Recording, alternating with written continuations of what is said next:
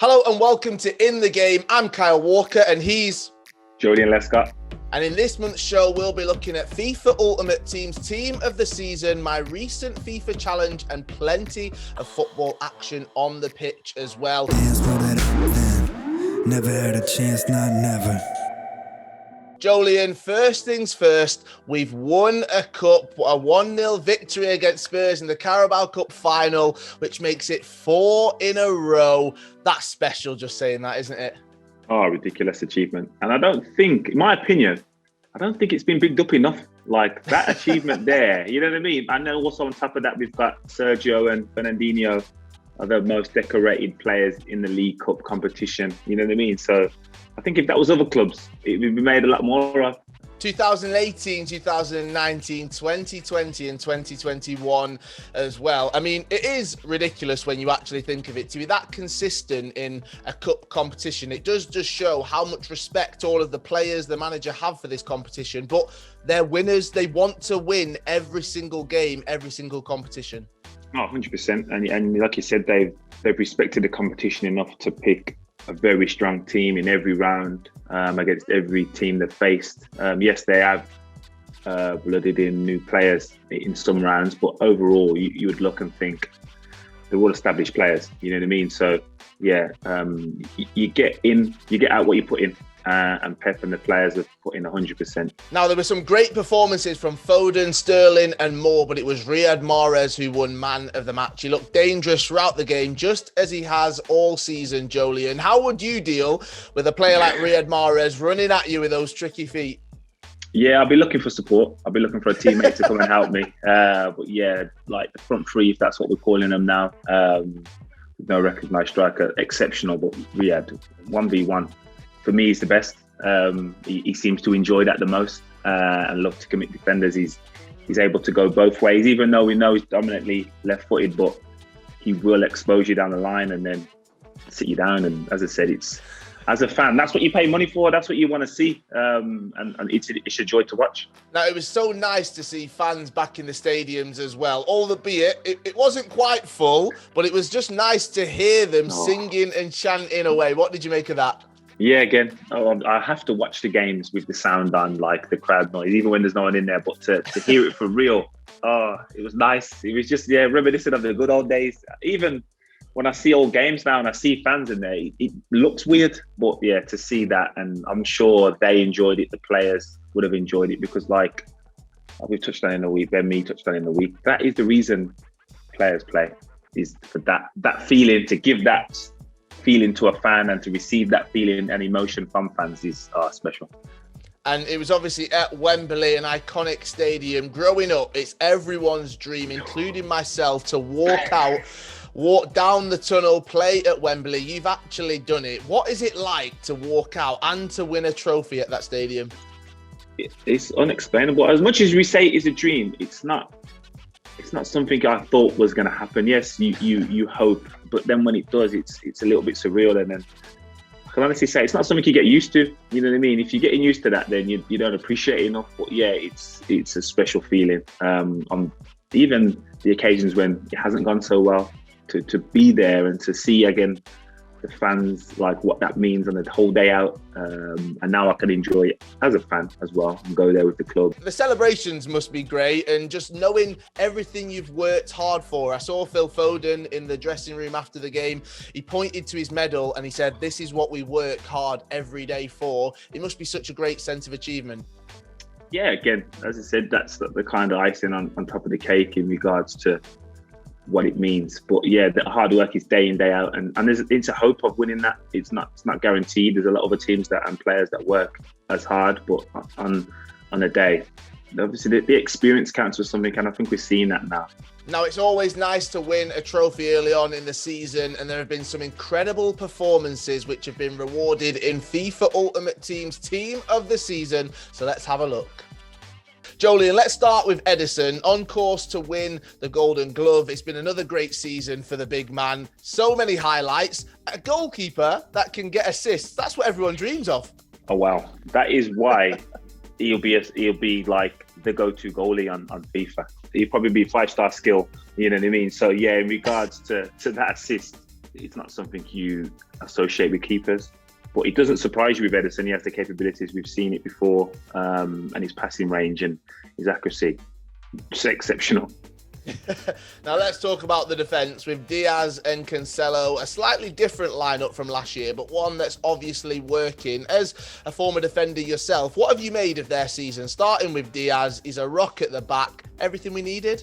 Yeah, and the biggest kind of accolade I could give him, or compliment, would be that he's just steady. He's not doing anything exceptionally outrageous that you think is a risk or he shouldn't be doing. He's just doing everything he should be doing it, and he's doing it exceptionally well. And to say it's his first season and he's 23, that goes unnoticed. The fact that he's 23, and they say defenders' best years are around 28. So if he's getting better at 28 than he is now, then fair play. We've got some play on our hands. And we've got to talk about Cancelo. I mean, if you need him on the right, if you need him on the left, if you need him in central midfield, he's your guy. He can do everything. Yeah, he's what you expect from a continental defender in regards to being comfortable in possession. We look at the likes of our talented midfielders and forwards, but him as a defender, there's not many defenders that are comfortable with the shout of man on and are able to adapt and stuff like that. That was always the scariest shout for me when I heard man on. I wasn't able to check my shoulders and that, but he seems very comfortable doing it. And with him and Diaz, obviously both being Portuguese, they look very strong for the Euros. They do indeed. It's going to be an exciting summer. And the final two players, Ilkay Gundogan, Kevin De Bruyne. Now, it's no surprise to see KDB. He's got the most assists this season so far. But I don't think many would have predicted at the start of the season that Gundogan, well, he'd be Man City's top scorer. Did you? No. Like I said, I've always believed as long as Sergio is at the club, he would be City's top goal scorer. And the way Raheem's performed over previous years, if it wasn't Sergio, it would be him. But Ilkay to step up and shoulder the burden when KDB was out, we had no striker, and just to play it so natural and so seamlessly. Great credit to his ability for one, and also his football intelligence, like to recognise situations as he has done. Exceptional talent. And let's talk about Kevin De Bruyne, the Belgian prince, as I like to call him. I mean, what a season it's been. There's been some setbacks, but every single time he comes back, he looks fresh, he looks hungry, and he looks ready. And we see that with his performances on the pitch. Yeah, again, the probably surprising element is that he has got the most assists, and having missed a number of games, he's still contributed so much. So again, we all know what he's about, and it's never a form issue with KDB. It's always that's the way he plays. That's what he does. He creates opportunities for people to score goals, and regardless of who you are, what your strengths are, he's finding you and just consistent. I think he'll be, when it's all said and done, he'll be one of the most consistent players Man City and the Premier League have seen. And he's cemented his future to the club as well. How does that feel, knowing that Kevin De Bruyne is sticking around? He's going to be with us for some time. Yeah, massive. I was lucky enough to speak to him around that time as well, and he said that the importance of his family being settled. There was never a thought in his mind about going elsewhere, which is always a good thing. So he's just focused on winning trophies, and I'm sure the club are as eager as he is to continue the success and be successful. Now, another Carabao Cup victory and 5 inclusions in the team of the season means they're pretty good on the pitch. But have you ever wondered what City players actually are any good at FIFA? Well, let's have a quick look at what I got up to recently when I took a few of them on.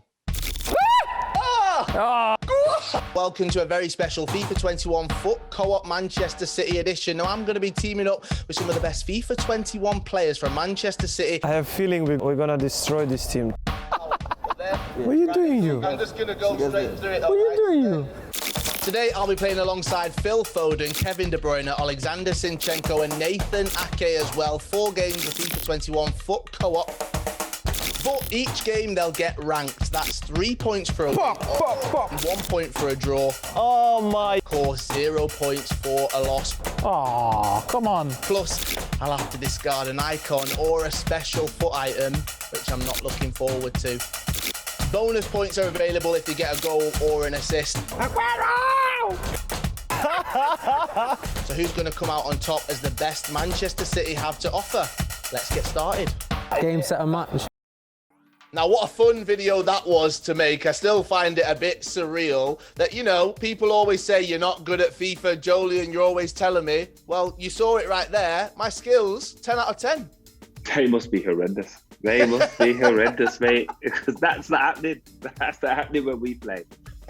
Well, if you want to watch the full video, the link is in the description below. Now, Joleon, you've just mentioned it there. When we play, yes, next time in the next episode, it's me versus you on FIFA. I cannot wait. I hope you've been practicing.